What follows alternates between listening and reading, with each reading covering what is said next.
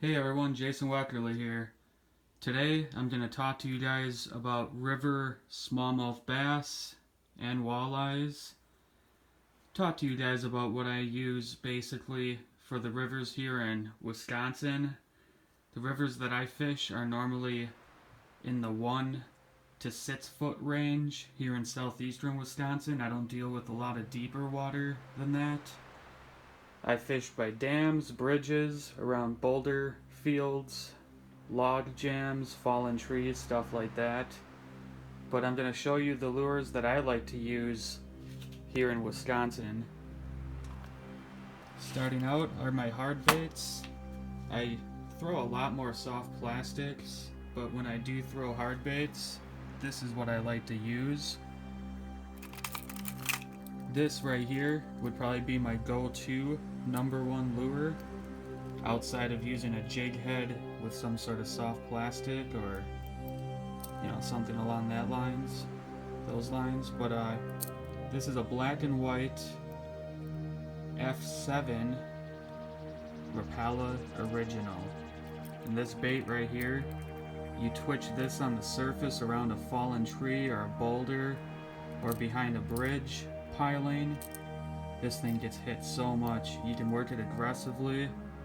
I've even worked it down to the bottom by putting split shot sinkers about 18 to 24 inches ahead of it, letting it sink down and working it across the bottom because it stays up above the bottom.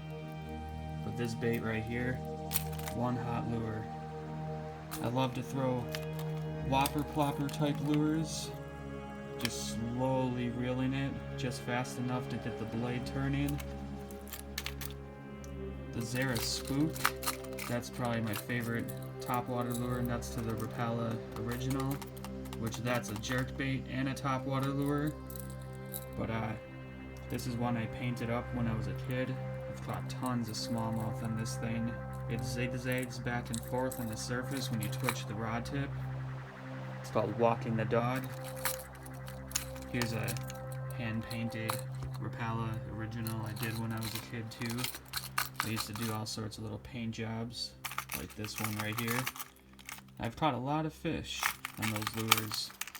Another really effective bait is the Rebel Crayfish, if I can get it out. That guy right there. I've caught tons of bass on that. Anything that's colored in these brown colors like this with orange, looks like a crayfish, tends to get hit a lot. Spinners. Here's one that I made myself. Silver blade, black with chartreuse. #4. These spinners work really good. I got a Panther Martin style one in here too.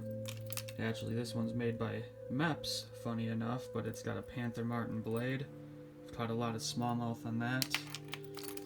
There's days when spinners seem to be the hot ticket. It's just kind of weird when they kind of prefer that type of bait over anything else, but it happens. But topwater baits, shallow diving crankbaits like these Rapala DT3s. I like the flat-sided ones a lot. When the water's murkier, I go with a fatter, wide wobbling bait. The flat-sided one's got a tighter wiggle. I got some Rapala rattling wraps, kind of a rattle trap type bait. Like I said, this is genuinely, I throw these baits, husky jerks, stuff like that around when the soft plastics don't seem to be working, or when I just want to cover a lot of water, just throwing, reeling back in, or twitching.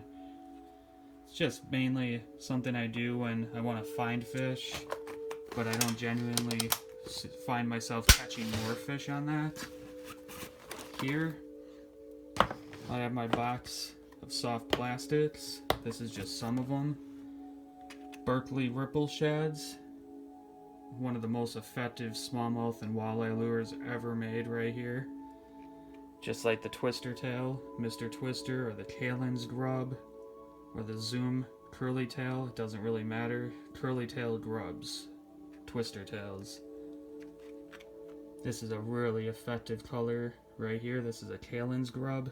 To me, these are the best curly tail grub on the market. chartreuse, green like this. This is just a standard Mr. Twister. Both of these are, and I carry both sizes because I find some days they want the 2-inch, some days they want the 3, some days they want a 4-inch size like that.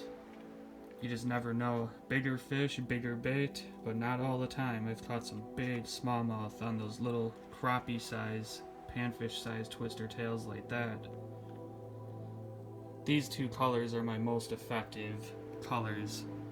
I even have baits that I'm about to show you where both of these colors are mixed into one. I just love that. This perch pattern, really good. This olive green, another really good color. I catch just a ton of fish. I caught one of my biggest river smallmouth on this. I tied this up myself a long time ago and caught a bunch of fish on it, and surprisingly I've not lost it. Knock on wood. But that's my soft plastics right there. For the most part, I carry a lot more with me, as you can see. Voila. This right here is what I was talking about before. Green pumpkin with chartreuse green. I love this Kitech swim bait. This is the Swing Impact 3.5 inch. The 3-inch, the 4-inch, 3.5 don't matter. The 2-inch, these things flat out catch smallmouth bass and walleyes like crazy. I carry that color, which has been great for me. I also carry this Easy Shiner version, 4-inch, highly effective. That's more of a flat-sided. This color right here I love. This is a Pro Blue Red Pearl. I just call it minnow because it looks like a minnow. Trying to find. Here we are. This color right here. This is Male Perch. That's a really good color right there. These two colors, sadly, I think Kitech are discontinuing them because I bought them in their discontinued section. Bought a bunch of them because I've been using them for a long time. I like to use these garlic markers for some scent and adding color. They're highly effective. I really recommend them. I bought these on clearance and found out most of them are dried out. That's why they were on clearance, but you get what you paid for, I guess. But these are just a super good product. I even used this dipping liquid that makes a mess. I like the markers a little bit more. The liquid smells to high heaven. Power bait chigger craws in the 3-inch. These are a really good bait that look like a plastic crayfish, and the crayfish pinchers swim like that, kick around. My most effective plastic next to the twister tail and that Kitech are tube jigs. Standard green pumpkin, 3-inch, 4-inch. Can't go wrong with that. See, I carry a lot of tube jigs with me. And I fish these things with a 1/8 to a 1/4 ounce jig head pushed up inside with the hook guy coming out the front.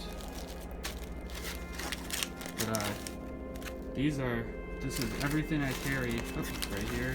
This is Berkeley Gulp minnows. You should always have a pack of these on you if you're fishing in a river. You never know what's gonna bite. That's why I carry this box with me as well. These are smaller baits for like white bass, panfish, smallmouth hit these, walleyes, but these are a bunch of smaller lures.